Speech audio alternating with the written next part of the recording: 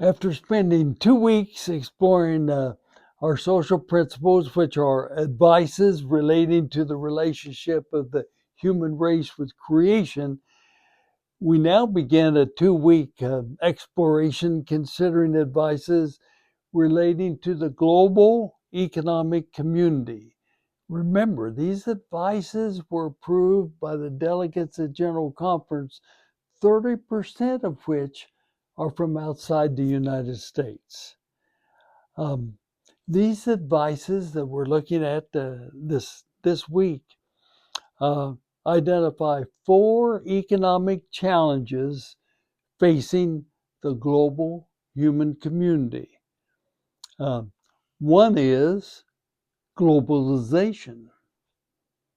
Secondly, poverty and income equality. Thirdly, human trafficking and slavery.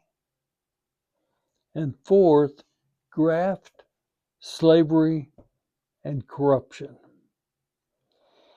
Now, I'm going to tell a personal story to set this in context. Over 30 years ago, I was asked to represent the United Methodist Church at a hearing of the United States House of Representatives, a committee which was considering the adoption of the North American Free Trade Treaty, NAFTA. The UMC, the United Methodist Church, was welcomed as the largest Protestant denomination in the United States whose governance was global in nature. I opened my statement with a similar statement that is in the preface of our 2024 social principles, and I'll just lift a sentence or two from it. I opened by saying, as United Methodists, we profess that we all are and all that we possess, we belong to God. We are temporary stewards of the resources that we have accumulated in our financial dealings and relationships. And we are compelled to serve God and neighbor in all that we do, including the least of these, the poor, the orphan, the widow, the stranger, and other vulnerable members of our societies. Now, the United Methodist Church was not opposed to the North American Free Trade Treaty. We were registering our opposition to the strategy to adopt it on a, quote, fast track. That's a legislative procedure. And what I pointed out in my testimony is that this procedure allowed the law to be enacted without any consideration of the issues relating to workplace, compensation, or benefits to the laborers. The fast track strategy bypassed these issues and, in so doing, bypassed the opportunity of 3 nations, the United States, Canada, and Mexico, to address the issues of the permanently poor and the massive accumulation of wealth for the few, and the intense poverty for many. My presentation, part of it, was carried on national news in all 3 countries. Members went out of their way to wait following the meeting to thank me, ask questions, entered into conversation. And after that, I was privileged to unexpectedly be invited and join the Speaker of the House of Representatives in an hour-long conversation, which is etched in my memory. What I remembered was this message. Every member of the committee from both parties affirmed my position and the position of the United Methodist Church. Every member of the committee asked the speaker to meet with me to inform me that the committee would vote the following day to approve the fast track strategy. He shared that the position that I had represented was morally right. He shared that the support for the fast track strategy had the unanimous support of multinational corporations, which in reality were the governing body of the global community. Not the three national governing bodies who were considering legislation, but the support for the fast track was from those who really run the show. Although affirmed individually by, I think, every member of the governing bodies, they could not vote on the basis of the moral issue. There would be little or no regard for the laborers, the poor, as economic prosperity for the already wealthy would prevail.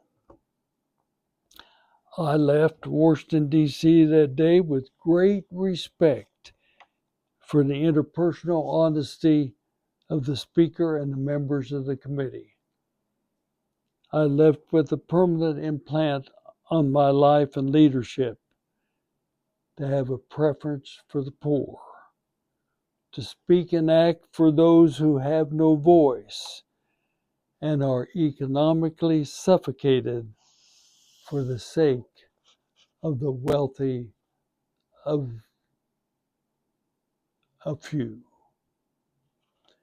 Now, I hope my story enables us to have a listening ear to the following advices having to do with the economic challenges section of the social principles. First of all, globalization. While globalization has provided certain financial and other benefits, it has also undermined established wage and labor standards, weakened environmental protections, and accelerated the concentration of the world's wealth in the hands of a relative few. As a church, we recognize the importance of creating just, equitable, and sustainable economies that benefit all members of society, especially marginalized and vulnerable peoples. Reading from the 2024 Revised Social Principles of the United Methodist Church. 30% of the voting members being from outside the United States. First issue, globalization. Second issue, poverty and income equality.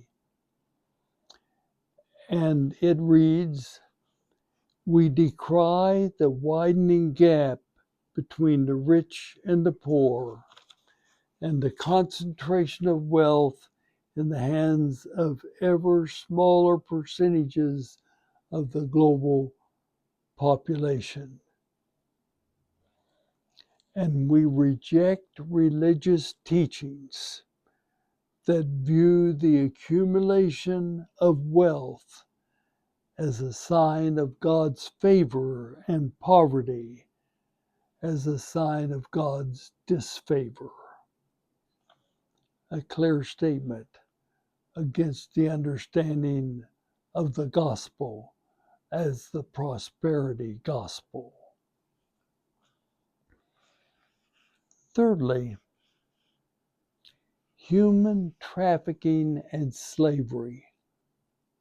The title puts those two subjects together. We condemn human trafficking and slavery as profound violations of the inherent dignity and worth of every person and of their fundamental rights related to autonomy, including the ability of every individual to make personal life choices. We understand slavery to be a repudiation of the basic Christian understanding that all people are created in the image of God. And human trafficking entails the buying and selling of human beings for purposes of forced indentured labor, including private and commercial sexual exploitation. It's abhorrent, as is slavery of every kind and type. Finally, a statement on graft, bribery, and corruption. And the statement is, we impose these as breaches of public trust and impediments of just and equitable societies. We deplore the involvement of government officials, business executives, church leaders, and other peoples of authority in these practices, not only because of their illegality, but because such practices erode public confidence in legitimate forms of authority. All of this in the section of the social principles on the economic community. To summarize, to do justice, love mercy, and walk humbly with our God calls persons in faith in 2024 and beyond to be the voice of those who have no voice. Morality is not restricted to the spiritual dimension of human life. Morality has to do with the social, economic, and political dimensions of our life together. For your thought and conversation, wow. What's your response to the understanding that the prophets in the Hebrew library and Jesus in the Christian library had a clear and prevailing, quote, preference for the poor? Which of these advices, globalization, poverty and income equality, human trafficking and slavery, and graft, bribery and corruption, are most relevant in your neighborhood and community?